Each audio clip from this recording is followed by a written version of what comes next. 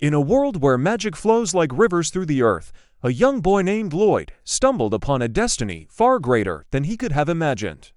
His story begins in the crumbling remnants of a ruined city, where he was found alone and trembling by a powerful sorceress named Meryl. She saw something in the frightened boy, a spark of potential, and took him under her wing to teach him the ways of magic. Meryl was a stern master, her lessons as unyielding as the elements she commanded. She began with fire magic, conjuring a blazing flame before Lloyd's wide eyes.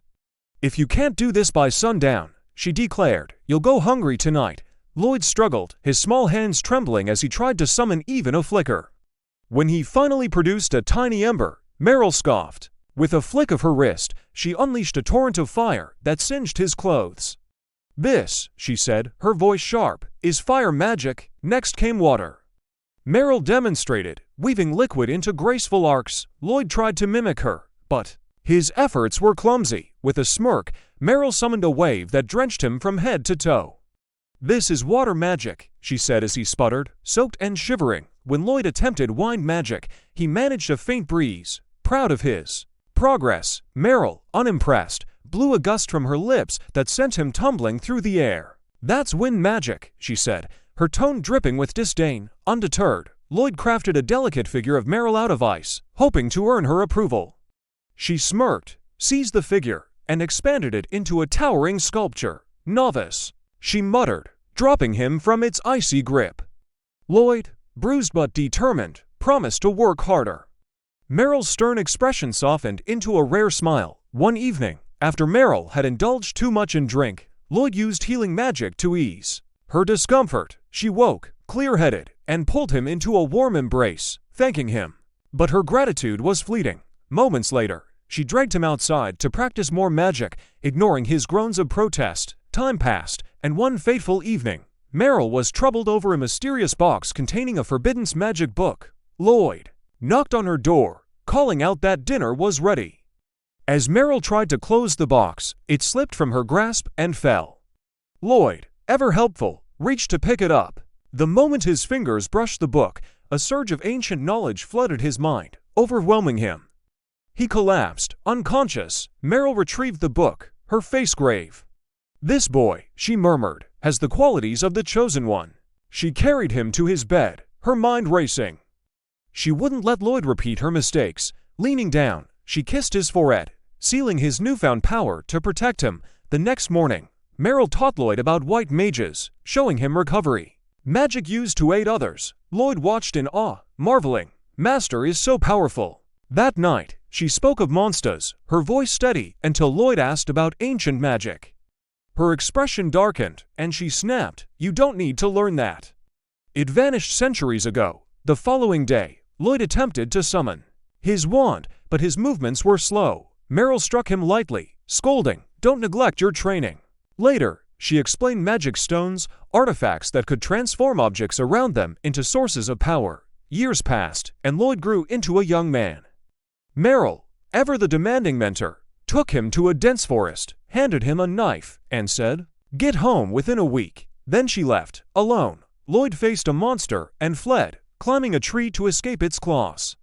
Panting, he muttered, "White mage magic can't defeat monsters. I have to run." He wandered, using recovery magic to make fruit edible and hiding in caves to avoid predators. Day and night, he honed his detection magic, ate monster meat, and crafted new spells. One day, a massive spider dropped from above, its legs skittering. Sweat poured down Lloyd's face as he ran, the creature in pursuit. Desperate, he cast a spell to boost his speed, narrowly escaping. After days of struggle, Lloyd reached home. While cleaning, he found a book about a nearby town and asked Meryl to borrow it. She agreed. Later, she burst in, declaring, "Let's develop magic to stop aging," and dragged him outside. Another day, while he was doing laundry, she insisted he help improve recovery magic, pulling him inside. At dinner, she unveiled a new spell, but Lloyd's exhaustion showed. She kept him awake all night, relentless in her pursuit of progress. The next morning, Meryl found Lloyd's room empty. The book she'd lent him lay on his bed, and worrying gripped her. Lloyd, meanwhile, had ventured to a bustling town. The sight of so many people left him awestruck.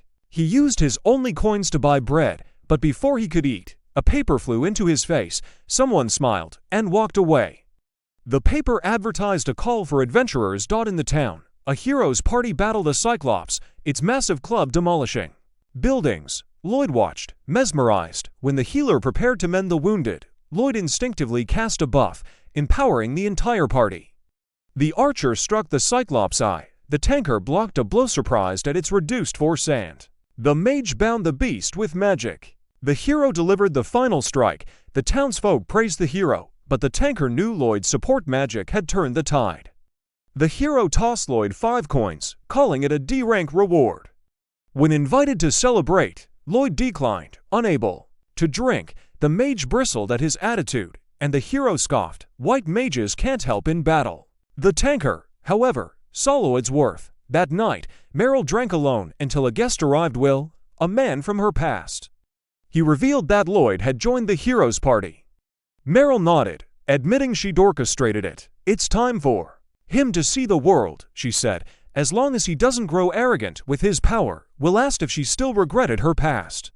Her lips tightened. "I won't make the same mistake," she vowed. Will recounted a dark memory. A demon lord, desperate to seize the forbidden magic book, had nearly destroyed everything in a self-destructive blast. From afar, Will had watched as Sybil, a white mage, used ancient magic to revive those slain by the demon lord at the cost of his own life. In a stunning twist, it's revealed that Lloyd is the reincarnation of Sybil, the hero who saved the world. In the present, a street storyteller wove tales of the hero's party, claiming heroes were chosen by a holy sword. This time, it was Alan. During a battle with a minotaur, Alan struggled until Lloyd's buffs lightened the tanker's shield and empowered the team. The mage bound the beast, and Alan defeated it. Later, the tanker, studying defense, confided to Alan that her shield felt strange lately. "I feel stronger," Alan bragged, dismissing training. The tanker frowned, troubled by his arrogance. When a golem attacked soldiers, the hero's party was summoned. Alan boasted it would be easy. At the site, no golem was found, but Lloyd's detection magic led them to its lair. Alan defeated one golem, but another emerged. Lloyd spotted a demon wielding a magic stone, controlling the golems. He explained its power to the party, buffed Lulu, and instructed her to strike the demon.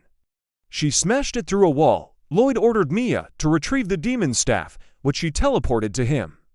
Lloyd sealed it instantly, furious at taking orders. Alan ignored Lloyd's warning and charged the remaining golem. Lloyd teleported to push Alan aside, saving him, but Alan, enraged, expelled Lloyd from the party, calling him useless and an eyesore. Lloyd left, head bowed, believing he lacked skill. The others rejoiced, but the tanker was heartbroken. Lloyd tried joining other parties but was rejected. Feeling defeated, he overheard someone seeking an unaffiliated white mage by morning, a task deemed impossible due to her condition. She spotted Lloyd and, desperate, dragged him to join her party, pulling him into a new adventure. In a vivid flashback, the S-rank adventuring party, renowned for their prowess, embarked on an A-rank quest to dismantle a notorious bandit hideout. Brimming with confidence, the team consisting of the fierce leader Louis, the stalwart tanker Dagus, the precise archer Cross, the fiery mage Silica, and the supportive white mage Clum charged into the fray. However, Clum seemed distracted, her mind elsewhere as the battle began. Silica unleashed a blazing fireball, triggering a massive explosion that rattled the hideout, while Cross provided cover with a hail of arrows. Louis led the charge on the front line, her sword flashing, as Dagus shielded her from incoming blows. When Dagus struggled against a particularly fierce bandit, Clum's buff spell bolstered him, allowing him to hurl his opponent aside with newfound strength. Hidden in the shadows, the bandit leader watched in horror, awestruck by the party's overwhelming power. Cornered, he noticed the S-rank plate gleaming on Louis' neck and, in desperation, raised his staff to summon a towering golem. Louis charged the beast, but her blade failed to pierce its rocky hide, forcing her to retreat. She called out to Clum for a buff, but Clum, lost in thought, didn't respond. After a second, sharper call, Clum snapped back and cast the spell, empowering Louis to shatter the golem with ease. The bandits were swiftly captured, and Clum apologized profusely for her lapse, her face clouded with guilt. Louis, ever understanding, reassured her and gently asked about her sister, hinting at a deeper concern. The scene shifted back to the present, where Lou had dragged Lloyd to meet her party, claiming she'd found their new white mage. The team Dagas, Cross, and Silica stared in disbelief, assuming she'd failed to recruit anyone. Louis introduced Lloyd. Only to realize she didn't know his name, he shyly clarified it was Lloyd, and she presented him to the group: Dagas the tanker, Cross the archer, Silica the mage, and herself, Louis, the leader. She welcomed him warmly, but Lloyd hesitated, admitting he hadn't agreed to join yet. The team groaned, teasing Louis for dragging him along without explanation, and suggested declining their upcoming quest. Louis refused, insisting someone needed their help, and explained to Lloyd that they were the only S-rank party available, as others were occupied. Lloyd wanted to help but doubted his skills, fearing he'd fall short. Louis, undeterred, proposed a test in the forest to gauge his abilities, assuring him that if he proved capable, everything would be fine. Under pressure from their high expectations, Lloyd was tasked with casting buffs on the entire party, a feat the others deemed impossible. Stunned but determined, Lloyd drew his staff and silently cast 5 distinct buffs, shocking everyone. Louis, curious, asked where his staff came from, and Lloyd casually mentioned using storage magic when she questioned if he'd already cast the buffs. The team was floored by his incantation-less casting. To test the buffs, Louis swung her sword at a tree, felling it instantly, leaving everyone dumbfounded. Lloyd, mistaking their shock for disappointment, apologized for his poor performance, stored his staff, and turned to leave. The party stopped him, incredulous, as he revealed he'd been fired from a hero's party for lacking power. Stunned, they asked why their previous white mage, Clume, had left. Louis explained that Clum's sister, Sylvie, was gravely ill, and the burden of adventuring while caring for her became too much, leading her to step away to avoid hindering the team. Lloyd, intrigued, asked about Sylvie's illness, learning it was a rare condition that turned her body into magic stone. Recalling his master's teachings, Lloyd requested to see her. At Clum's house, she recounted how Sylvie fell ill during a quest to extract magic stone, attacked by a monster, and left unconscious. Lloyd, sensing an unpleasant mana in Sylvie's room, examined her and found her hands and feet transformed into magic stone.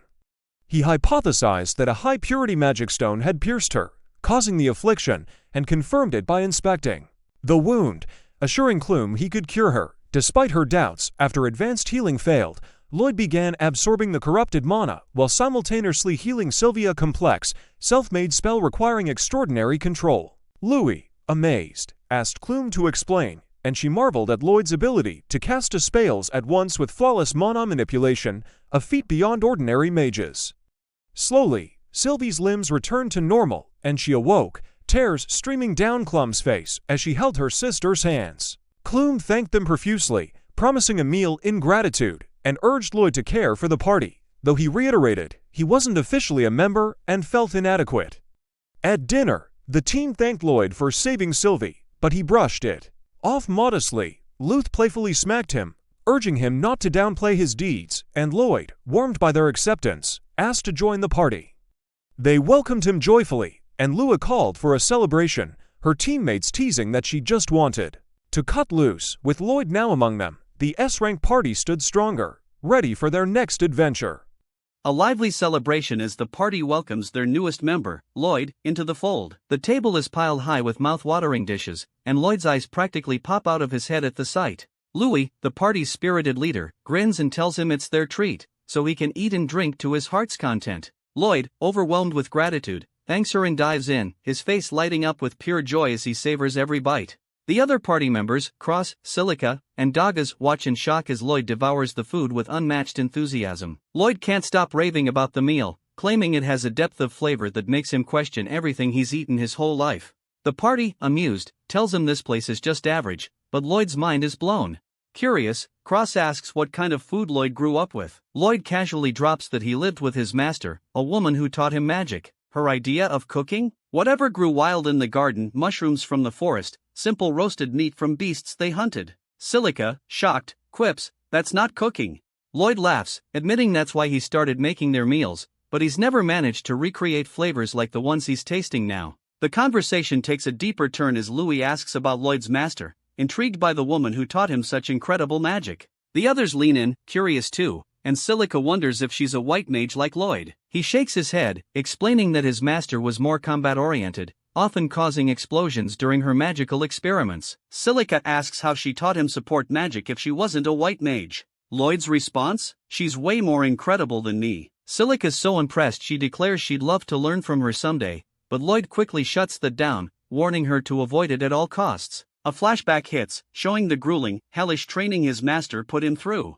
Cross chuckles. She must have been a harsh teacher, but Lloyd softened and said she was kind, recalling her kind embrace, revealing a complex bond. The mood shifts as Louis calls for a strategy meeting, catching Lloyd off guard. He didn't even know about the quest. Cross suggests filling him in, and though Louis admits she's terrible at explaining things, she hands the quest notice to Dagas, who takes charge. He explains that their mission is to take down a pack of monsters wreaking havoc on local farms, which appear out of nowhere and trample crops. Lloyd, puzzled, points out that it's unusual for different monster species to form a pack. Silica confirms he's right, and Dagas urges the team to act quickly. Louis, ever the proud adventurer, declares they must help those in need. Cross raises a concern if they're facing a pack. It could be tough for him and Louis. But Louis's confident, saying it's Silica's time to shine. Silica, however, warns that her wide area attacks consume a ton of mana, and the monster numbers could be an issue. Louis turns to Lloyd, asking if he can use offensive magic. He admits he can, but it's not as strong as a proper mage's. Dagas steps in with a plan. He and Louis will draw the monsters into one spot. Silica will unleash her wide area attack to finish them.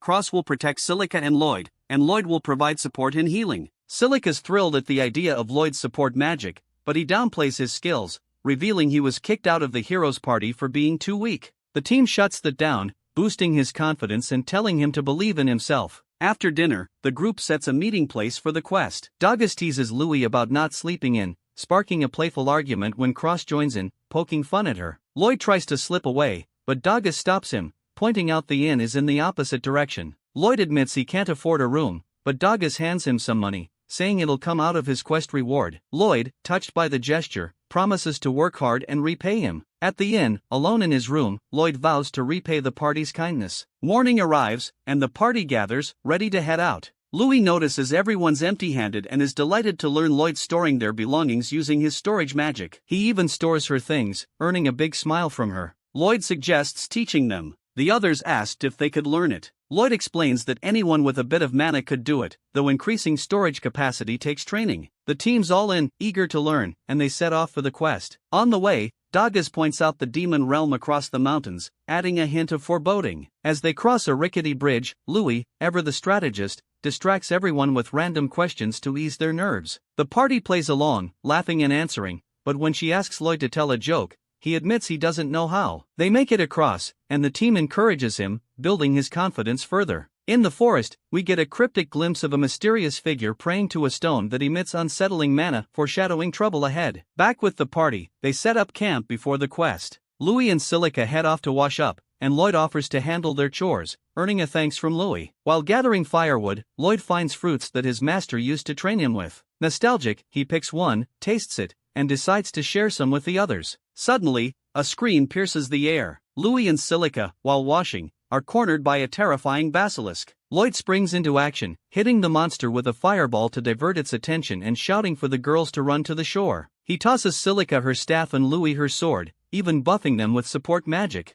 Louis leaps in, slicing off the basilisk's tail, and the monster roars in pain. Silica told them to take cover and unleashed a massive fireball that defeated the beast in one hit. Silica's stunned and confused by her own power, while Louis praises her. Lloyd blushes when Louis's towel slips, leading to an embarrassed scream and a quick cutaway. Back at camp, Lloyd teaches the party storage magic. He demonstrates by creating an opening with his hand and placing an item inside, but the others struggle. Feeling like a bad teacher, Lloyd blames himself, but the team reassures him it's because they're beginners. Silica suggests chanting storage, and it works. The others follow suit, using incantations since they lack Lloyd's natural talent. By nightfall, they've got the hang of it, and the team's bond grows stronger. During a nighttime lookout, Louis thanks Lloyd for joining the party, but he brushes it off, saying he was desperate for work. Curious, he asks why this quest means so much to her. Louis opens up, revealing that her village was attacked by monsters when she was a child, leaving her as the sole survivor. This quest hits close to home, and she can't stand by when others need help. Lloyd, moved, suddenly stops her and tells her to wake the others. They've spotted the monster pack from the quest notice.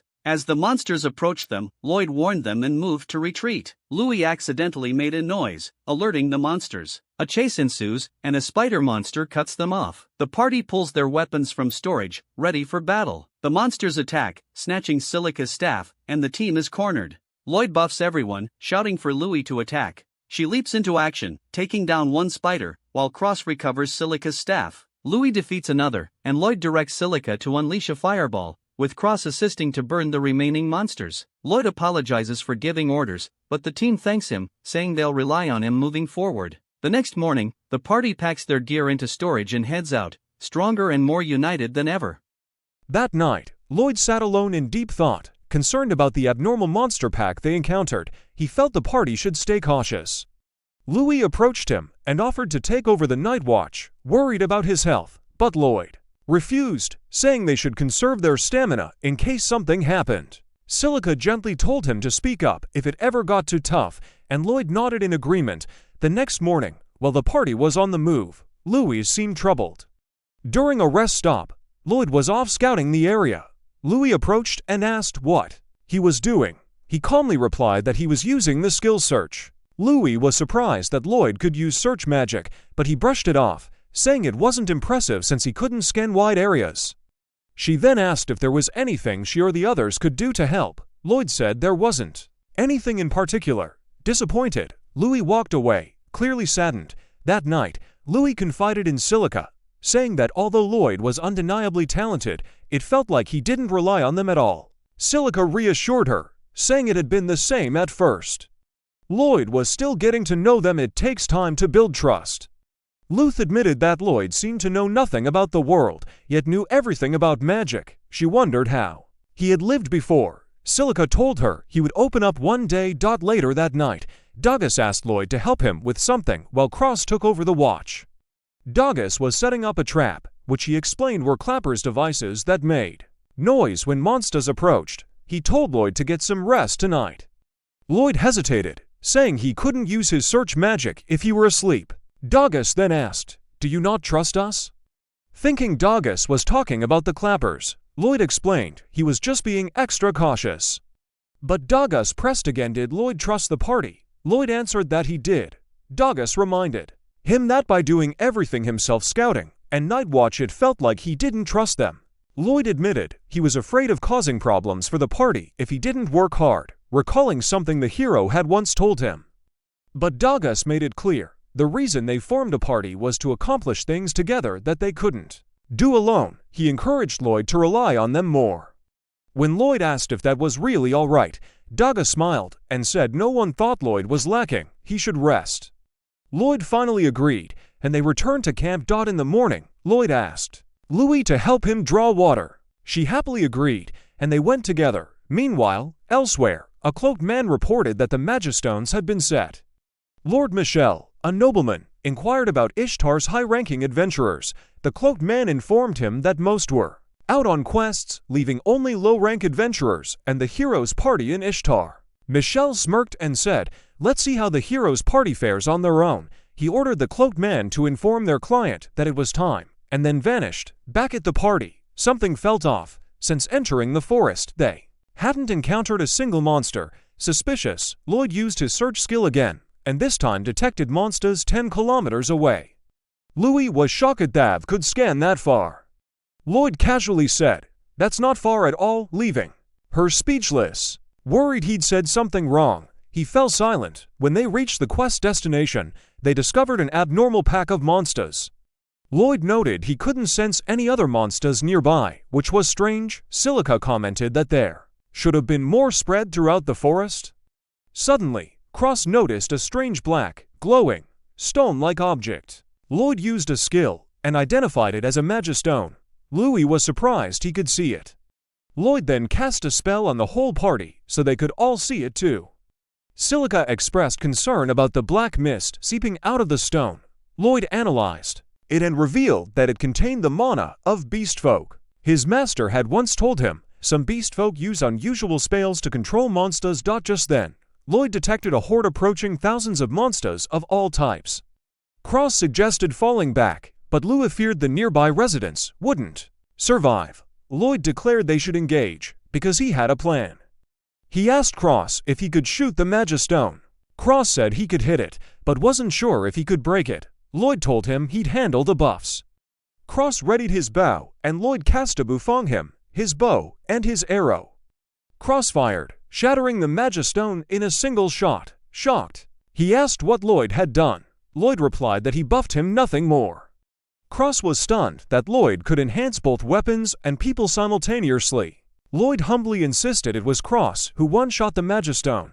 The moment the Magistone was destroyed, the monsters began turning on each other. Lloyd hoped that would stop the horde, but instead, they charged toward the party. Lloyd told them to wait until the monsters got closer, then signaled Silica to attack. She unleashed Firestorm, incinerating a large portion of the enemy. Louis, stunned, asked what Lloyd did to Silica.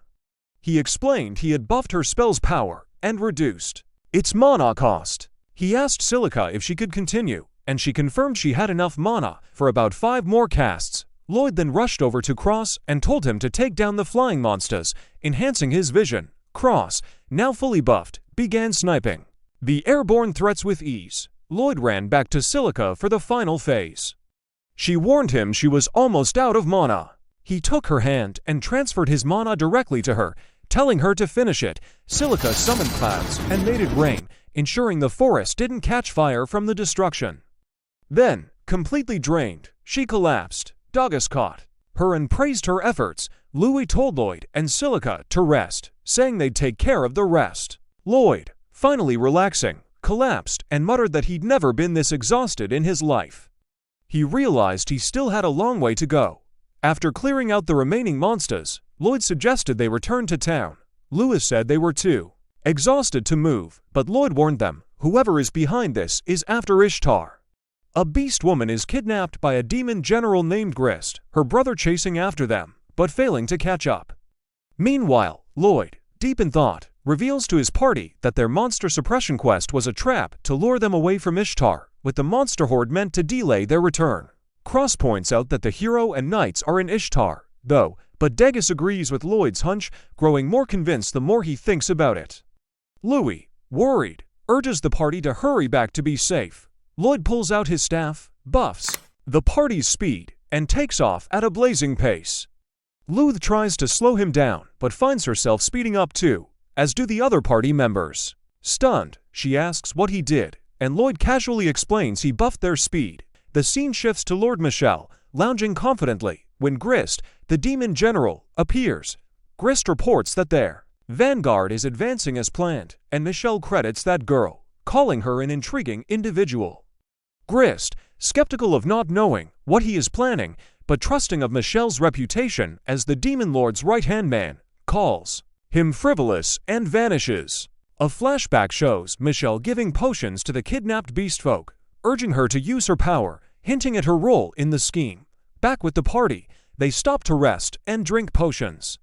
Silica asks Lloyd if it isn't so much burden since buffing drains his mana. He shrugs, saying you get used to it with constant use. Curious, she asks if he's used to it before, and Lloyd shares a glimpse of his past. His master once left him in a forest to find his way home as training. The monsters were too strong for a white mage, so he cast endless buffs to survive, forcing him to adapt. Louis, moved, says he's been through a lot, but Lloyd brushes it off, thinking it's common training that proved useful over time. Louis insists his training was far from normal, but Lloyd misunderstands, believing his training wasn't even up to a typical standard, and vows to train harder to support the party.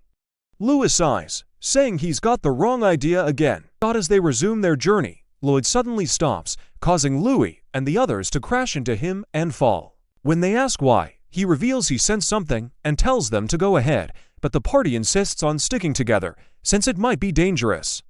We see 4 cloaked men chanting before an orb-like object. Lloyd finds a house where he sensed something. Lloyd identifies them as demons, noting that demons were forbidden to set foot in the 3 major nations. Cross, puzzled, asks why Lloyd sounds like he just remembered that, and Lloyd admits he has no memory of his childhood. Silica wonders if he's a war orphan, but Lloyd brushes it off, telling them not to worry. Cross suggests reporting the demons to the knights, but Lloyd told them he detects the same Magistone mana near the demons. Louis agrees they can't let demons run free, and the party, shocked, teases her for acting like a true leader. They search the house, but find it empty. Lloyd uses his search magic, locating the demons underground. He buffs the party, and Silica blasts a hole in the ground with her magic. The underground chamber shakes, interrupting the demons' chanting. Louis draws her sword, demanding answers from one of them, and one of them retaliates by throwing stones with magic. She blocks them with her sword and cross-snipes the attacker. As another demon flees, Silica stops him with a spell, and Dagus shields her from an attack. Louis chases the fleeing demon, with Cross covering her, and she takes down the remaining. She tries to open the door where one of them fled into, but finds it stuck. The fleeing demon seals the beast folk in a cocoon, but Louis breaks the door down, and the demon starts to run. Lloyd tells Louis to intercept him, and she takes a shortcut and Louis intercepts him. The party surrounds him, and when he attacks, Lloyd deflects it and knocks him out. Rescuing the beast folk. They take the beast folk to a house, where Lloyd heals her with advanced magic, impressing Silica and Louis. He credits his master, who constantly tried to improve her spells. The beast folk wakes up, and Louis bombards her with questions and asks her name. She says Claire, but Louis mishears it as Correja, and Claire goes along with it. Louis asks why the demons held her captive, and Claire hesitates before Lloyd mentions they are adventurers, and he once heard about a beast folk who can control monsters, asking if that's her power. Claire admits it is, and reveals the demons forced her to use it. Dagus warns that if demons seize Ishtar, they could easily invade the continent. The party rushes toward Ishtar, and Lloyd apologizes to Correja for making her run, but she insists she'd be in greater danger if she is left behind. During a rest, Lloyd senses a massive horde of monsters and a demon army approaching. He told the party to go to the city to prepare for the battle and buffs them. Louis and the others rushed to Ishtar while he and Correja race toward the enemy, setting up a thrilling cliffhanger with a demon army and Magistones threatening Ishtar. The hero paced back and forth in a rage. Every single white mage who applied was trash. He seethed, slamming his fist against a table. Lena, a look of calm frustration on her face. Have you ever considered that maybe Lloyd was just exceptional? Lloyd was exceptional. Don't make me laugh. The other party members exchanged worried glances. Are we really going to go into a fight without a support mage? Lulu asked. Just then, a soldier knocked on the door. Hero party, a horde of monsters is approaching. Ishtar, we need your aid. Alan, ever the arrogant one, puffed out his chest. Leave it to me. In a nearby forest, a far more dangerous situation was unfolding.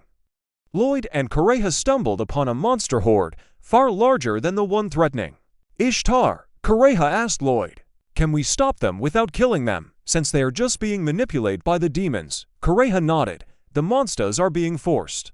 If we can free them, I can use my magic to send them back. Lloyd's face lit up. Then let's find a way to save them. Correja began to chant, her magic radiating outward. But suddenly, her spell was blocked. Back in Ishtar, the adventurers were gathered at the guild. The hero, in a fit of arrogance, insulted them for being B rank or lower.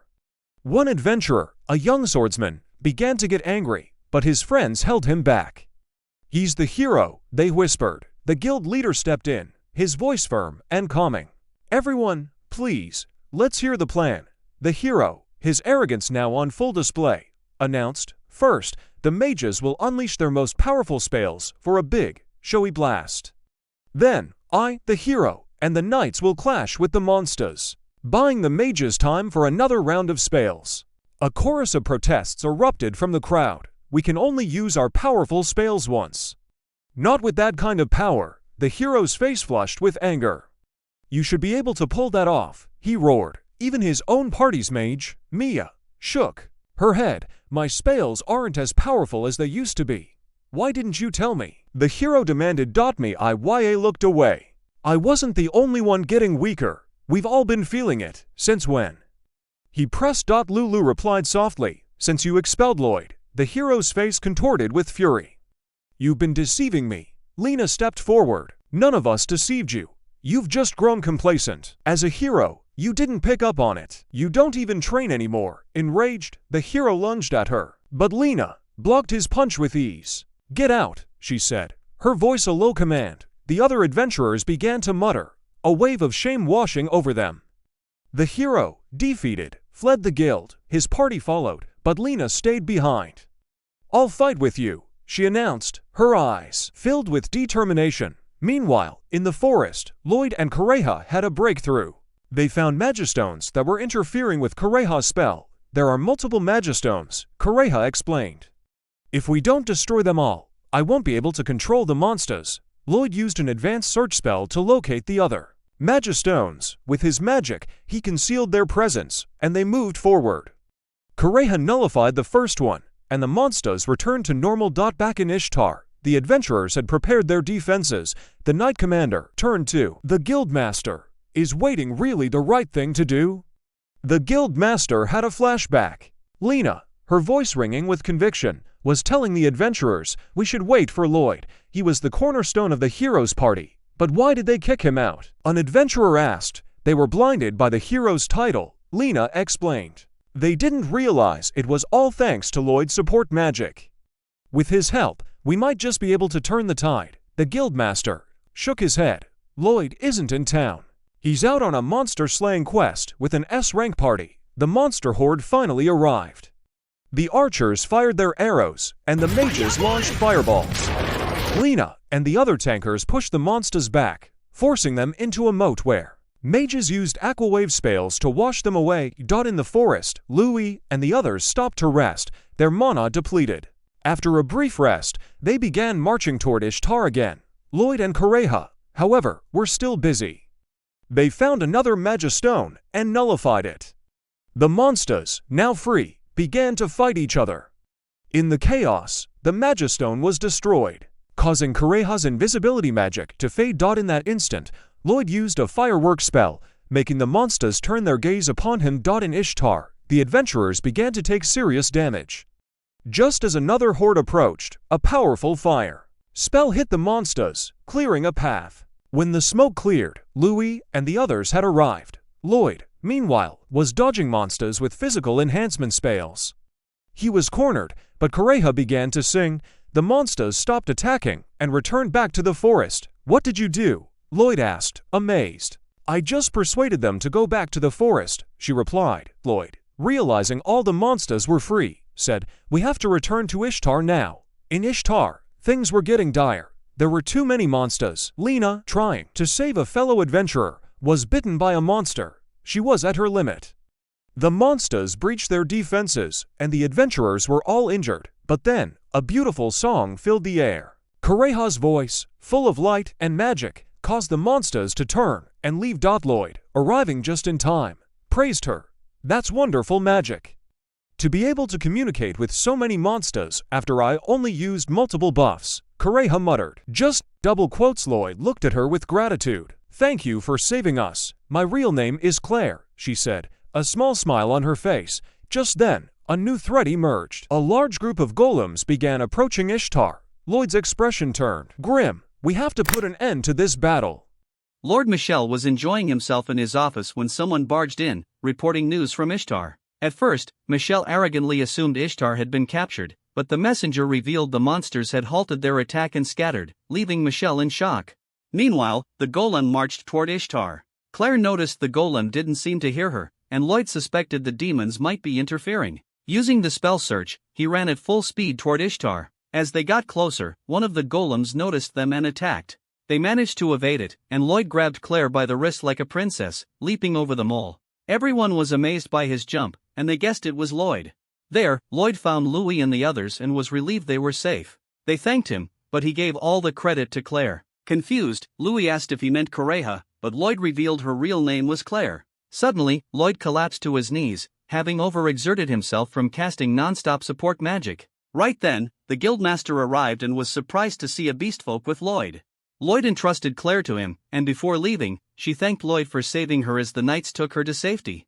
After Claire left, the guildmaster revealed that Lloyd was their only hope. Lloyd, confused by his words, asked why. That's when Lena appeared and explained the truth: the hero had deserted them. Furious, Lloyd demanded to know why, and Lena explained it was because the hero clashed with some adventurers at the guild. Lena winced in pain from her injury, and seeing that, Lloyd healed her like nothing had happened.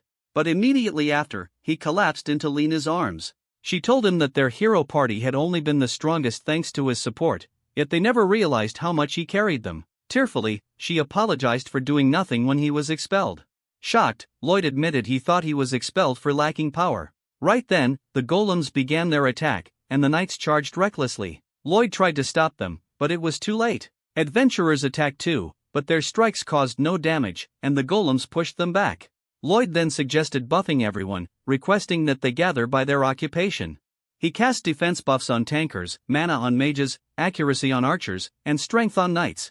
He warned that the effects wouldn't last long, meaning they had to win quickly. Louis climbed a tower and shouted that Lloyd had buffed everyone, encouraging them to fight. When one of the golems attacked, Lena blocked it with ease, and Louis slashed it in half. Their actions inspired the others, showing the power of Lloyd's buffs. Morale soared, and Lloyd instructed his party to help the adventurers, entrusting the fight to them. Escorted back to the fortress to rest, he watched as the mages and archers combined their spells to destroy golems. Dagas defended Silica as she unleashed her magic, and gradually, they gained the upper hand. But when the final golem remained, Lloyd's buffs wore off, and the golem stopped taking damage. The knights panicked and ran. As the golem prepared to strike Louis, who was defending the fortress gate, Dagas leapt in to block but was slammed to the ground. Seeing this, Lloyd used the last of his strength to buff Louis' sword. Louis asked Lena and Dagas to assist, and after they blocked the golem's punch, he jumped and sliced it in half. The adventurers cheered their victory as Lloyd fainted with relief. From afar, Meryl's old acquaintance observed, admiring Lloyd's achievement before leaving. Meanwhile, Demon General Gris stormed into Michelle's office, enraged that Claire had been taken and the mission failed. But to his surprise, Michelle had fled. Furious, Gris destroyed the office and swore revenge on whoever interfered. The next day, Lloyd woke up. Louis told him he had been asleep for a whole day, and he apologized for worrying her.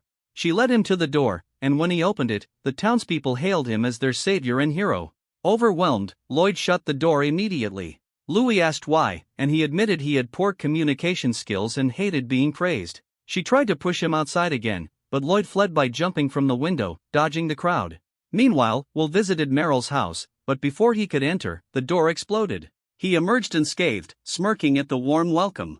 Meryl praised his survival, but Will brushed it off as a trade secret.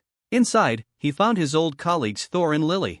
Lily called him the Phantom Alchemist, but Will denied it, saying he only focused on gathering information now. Meryl asked about Lloyd, and Will casually revealed that Lloyd had been kicked out of the hero party and had since joined an S-rank party. Smirking, Meryl said it would serve as good training for him. Meanwhile, Lloyd was hiding from the townspeople when his party found him. He asked why everyone was chasing him, and cross-joked they didn't want to eat him, they just wanted to thank him. But Lloyd belittled himself again, only for Lena to reassure him that he was stronger than the hero. The others agreed. Elsewhere, Will mentioned that Lloyd didn't realize his true potential, and Meryl muttered that she didn't want him repeating her mistakes. Eventually, Lloyd met with the townsfolk, who showered him with praise, calling him the hero of Ishtar. News of this reached the heroes' party, and Alan was furious. His title as hero was at risk for refusing the emergency mission. He ordered his party to pack up and leave town. The girls were confused, but Alan simply didn't want to stay where Lloyd was hailed as a hero instead of him. Meanwhile, Meryl and the others drank in memory of their late comrade Sybil. During the gathering, Will dropped a bombshell. The demons were on the move, and they were behind Ishtar's attack too. The question was why now? Will speculated that the demon lord might have returned. Meryl furiously shouted that the demon lord had been vanquished when Sybil sacrificed himself. Thor calmed her down, reminding her they weren't sure. The next day, Lloyd and his party were summoned to the lord's mansion. A man greeted them and invited them inside, where they found Claire waiting. The man, who looked like a butler, revealed himself as Abel, the lord of Ishtar. Everyone was shocked. Abel had supposedly ruled for decades, yet he looked the same age as them. Lloyd remembered that his master also looked unusually young, and Abel offered to someday teach them youth-preserving methods. Meanwhile, in the Forez Empire, Claire's brother Sarion raged over the lack of clues in his search for her. Just then, a messenger reported that Claire had been located. Back in Ishtar, Lloyd and the others were shocked to learn that Claire was actually the second princess of Forez, a land of beastfolk.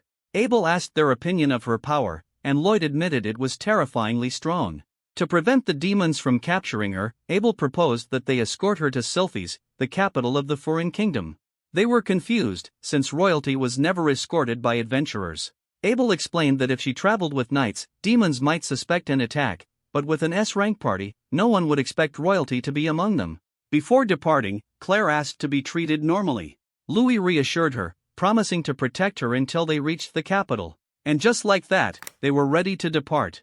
To stay safe from enemies, the group decides to take the long way around. But even after 10 days since leaving Ishtar, they're still far from the capital. On the road, Yui tells Claire that the next town is known for its hot spring.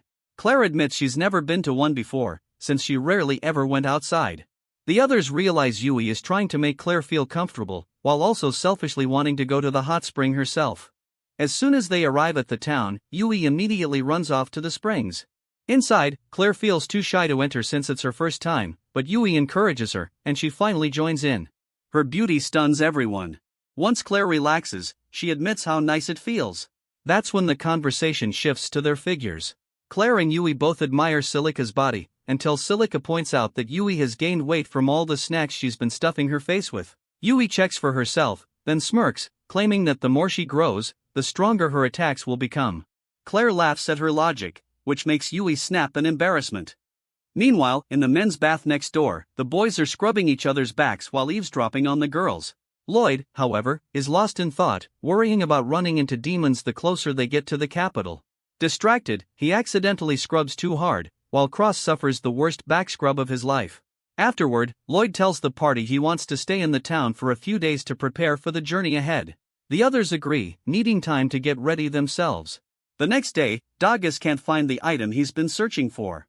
While wandering, he runs into Yui and Claire, who are sightseeing. He explains he's looking to replace his shield but hasn't had any luck. Claire remembers a weapon shop in the back alley and suggests he check there. When Dagas arrives, he finds no one inside, but the weapons are of high quality. Suddenly, the old shopkeeper appears and threatens to throw him out if he's with any thugs. Dagas assures him he's only looking, and the old man allows it. As Dagas browses, a group of adventurers barges in and mocks him for trying to buy from the old man, calling him a bottom-rank adventurer. The old man tries to drive them away, but they insult him for not having customers. Dagas steps in to help, only for their leader to arrive Galland, the town's only A-rank adventurer. Dagas questions why someone of his rank is wasting time with the old man, and it's revealed that Galland wants to buy the shop, but the old man refuses to sell. Galland orders his men to attack, but Dagas blocks their blows with his shield and pushes them outside, revealing his S-rank badge. Galland and his men are shocked, and the old man, impressed, entrusts Dagas with a quest. Meanwhile, Lloyd practices new spells when Yui and Claire return from sightseeing. Yui asks if he's learning offensive magic, but Lloyd explains that even if he did, compared to Silica, his offense would be like a match to Wildfire. He praises her as one of a kind. At the same time, Silica is in the forest training to become stronger. She tries to compress mana and make it explode, but it escapes her control, and she fails. She prepares to try again. Yui explains to Claire that Silica has been called a prodigy since childhood, a gifted mage who trained relentlessly even when others already considered her a genius. Back in the forest, Silica keeps failing, but she doesn't give up. After repeated attempts, she finally succeeds, but stumbles and accidentally triggers a bigger explosion. Exhausted, she decides to stop for the day. Just then, she hears something in the bushes. It's Dagas. He explains that the shop owner showed him the great shield Aegis, forged by the legendary blacksmith Lioness. But before handing it over, the old man requested that Dagas confirm whether a monster was nearby, since townsfolk had been hearing explosions all morning.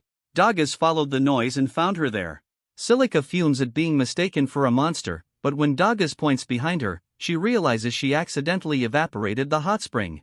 She quickly restores it to normal, then accompanies Dagas back to the shop to apologize. The old man reassures her that it's fine and keeps his word, granting Dagas the shield. Back at the inn, Dagas proudly shows the party his new weapon. Silica, meanwhile, reveals she has mastered a new spell. Yui eagerly asks her to demonstrate later. Dagas tries to stop her, but Silica silences him with a death stare. Cross feels pressured to prove himself too, but Yui tells everyone not to rush. Instead, she drags Claire off to a restaurant to eat. The next day, Cross is depressed after Dagas and Silica accomplished something while he didn't. Lost in thought about buying a new weapon, a kid bumps into him. His name is Lin. Cross lends him a hand, apologizes for not paying attention, and notices that Lin is an adventurer. Cross introduces himself as 1-2, and to his shock, Lin bluntly asks him to form a party together. They go to the local guild to register. Lin thanks him for joining, while Cross recalls how he couldn't turn him down after Lin begged him. Cross warns him that as archers, their class isn't suited for beginners. But suddenly, guild members start muttering that Lin bringing in a teammate will only drag them down.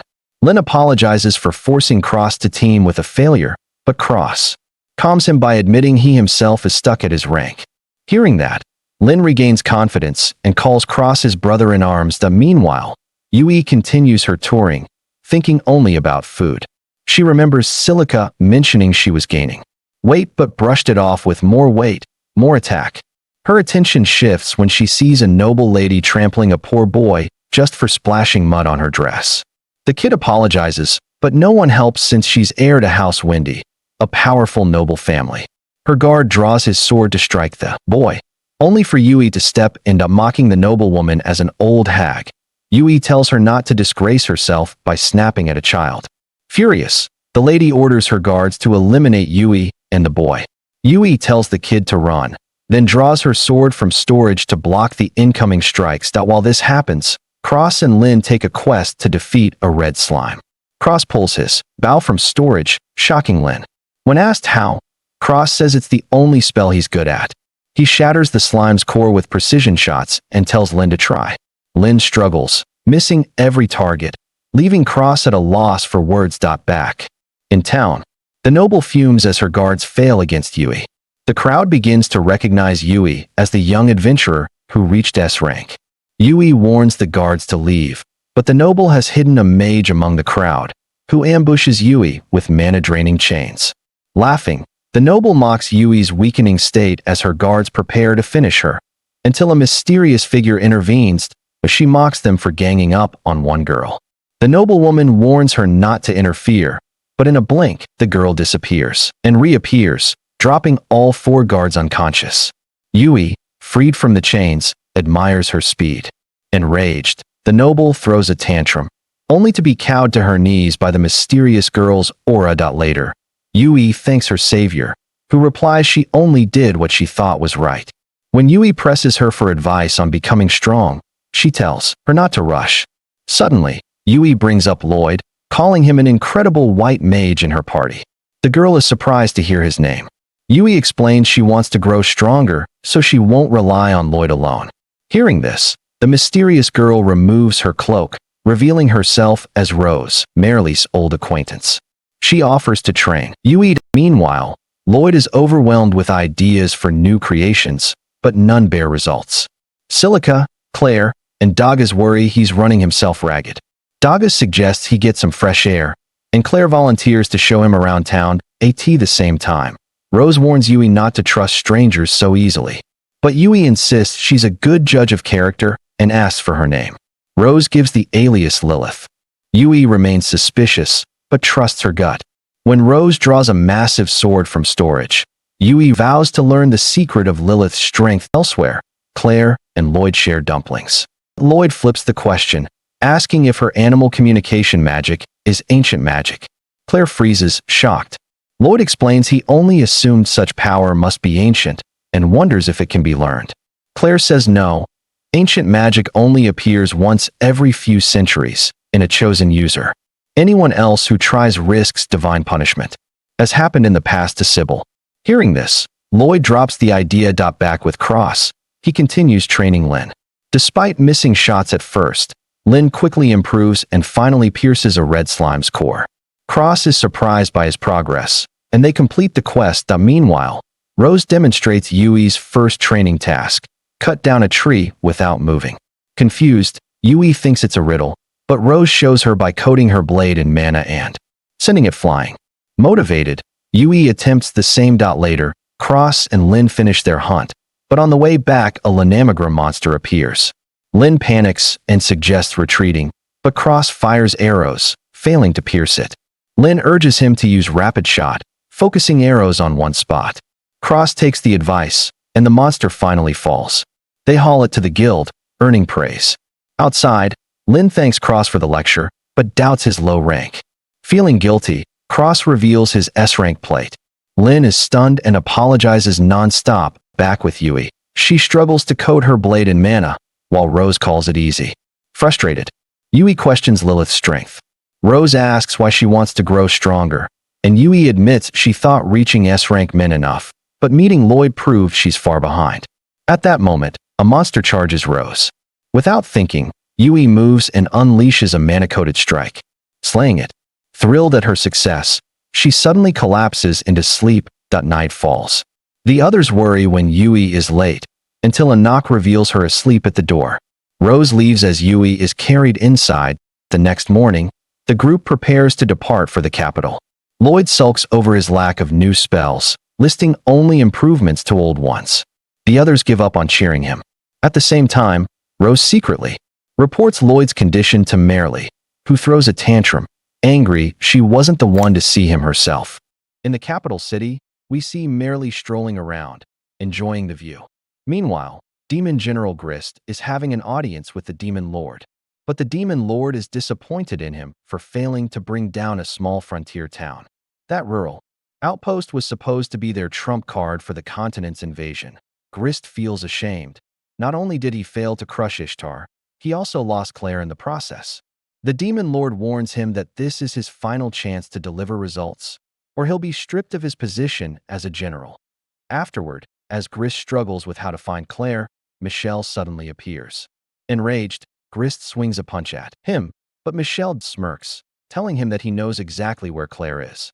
At the same time, Lloyd and the others continue their journey, with Yui asking her usual riddling questions. Suddenly, they hear a sound from the bushes. The group immediately closes in around Claire, only to realize it's just a rabbit. Lloyd casts his search magic, scanning the forest nearby. Finding no trace of demons, they then decide to rest. While resting, Lloyd praises the others for how quickly they acted to protect Claire. Yui responds that he also did a fine job supporting the party. But Lloyd dismisses the compliment, saying he could have done better. That's when Silica snaps back, furiously telling him she's been training non-stop just to catch up to him. The others admit they feel the same way. They've felt lacking ever since Lloyd joined.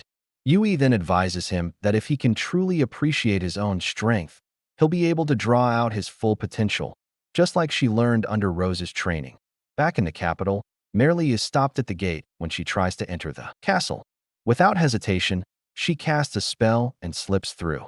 As she wanders the halls, she comes across the library, where she discovers a hidden door. Before she can even knock, it's opened by a beast girl named Lowen, an old acquaintance who instantly recognizes her by her mana scent, a special ability of hers. They catch up, and Lowen reveals shocking news. The Demon Lord's son has already inherited the throne and is preparing to invade the continents. Merrily changes the subject, impressed that the Emperor allowed Lowen to hide her lab within the castle. Lowen admits she built the lab to study Merrily's unique ability to cast magic without incantations. That's when Merrily pulls out an ancient book, the very one said to seal the Demon Lord. She asks Lowen to analyze it. Meanwhile, Lloyd and the party are now only one day away from the capital. As the sun sets, they decide to make camp. But to be sure, Lloyd activates search magic again, only to find his spell blocked. At the same time, Silica tries to summon her staff, but a thick mist interferes with her mana. The party immediately concludes that demons are behind it, and they sprint at full speed toward Schwer's. Back at the castle, Lowen finishes analyzing the ancient book. She concludes that it still carries traces of Sybil's mana. Merrily then tells her about the time Lloyd touched the book, and how he was perfectly compatible with it. He might be a chosen one, just like herself and Sybil. That's why she trained him to the brink of death, to make him stronger than even herself. Lowen quietly asks Merrily if she came here just to see him. Merrily replies softly that she only longed to hear his voice again. Soon after, Lloyd and the party finally arrive at Schwer's, only to find the city completely deserted. To cut through the fog, Silica blasts the mist away with a wind spell. But waiting for them on the other side is Grist, flanked by a group of demons. Claire gasps, recognizing him. She explains to the others that he's one of the 4 demon generals, the very one who kidnapped her. Hearing that, Lloyd immediately buffs the entire party, and they form their battle formation before charging in. Grist makes the first move, lunging straight at Claire. Dagas intercepts with his fist while Yui swings from behind, but her sword is blocked by something invisible. Lloyd identifies it instantly, it's mana armor. When Grist leaps into the air, Silica fires a spell at him, but he dodges easily. Reinforcements pour in, surrounding them. Just as things look grim, a sudden blizzard crashes down, freezing the demons solid. The caster is revealed, Sarion, Claire's childhood friend. Far from the town, Michelle observes the battle, only to be interrupted by Will, who arrives to destroy the mist caster. Michelle laughs arrogantly, mocking him as a small fry. Meanwhile, Claire beams with joy at seeing Sarion again. She introduces him to the others, but Sarion dismisses them as nobodies. Yui whispers that this is the ice crystal hero, famous, but ill-mannered. Their reunion is cut short when Grist shatters Sirion's ice and charges forward again. Sarion counters with another ice spell, but Grist kicks it away and drops another wave of frost on him. Grist dodges it easily. Yui and Silica try to step in, but Sarion snaps at them to stay out of his fight. Meanwhile, Michelle believes he's already finished off Will, only for Will to appear behind him. Calmly, Will tells him that he can see straight through his tricks and that he came here specifically to get rid of the mist. Michelle's expression shifts when he realizes who he's up against, the legendary alchemist himself. Back in Schweers, the others watch in shock as Sarion fights. Up until now, Grist has only been dodging, which makes Lloyd feel uneasy. Suddenly, Grist compresses his mana and charges straight at Sarion. Lloyd shouts for everyone to take cover as the two collide, fist against ice, creating a massive explosion. In the chaos, Michelle slips away unnoticed as the dust settles. Lloyd scrambles to his feet and uses search magic to locate his companions. But his heart sinks when he realizes he can't find Claire's presence anywhere. He looks up and sees Grist holding her tightly, already escaping aboard a flying ship. The battle is over, but Claire has been taken once again. That wraps up today's recap. What do you think about this episode? Drop your thought in the comment that if you liked this recap, don't forget to like, subscribe, and turn on the notification so you never miss the next one.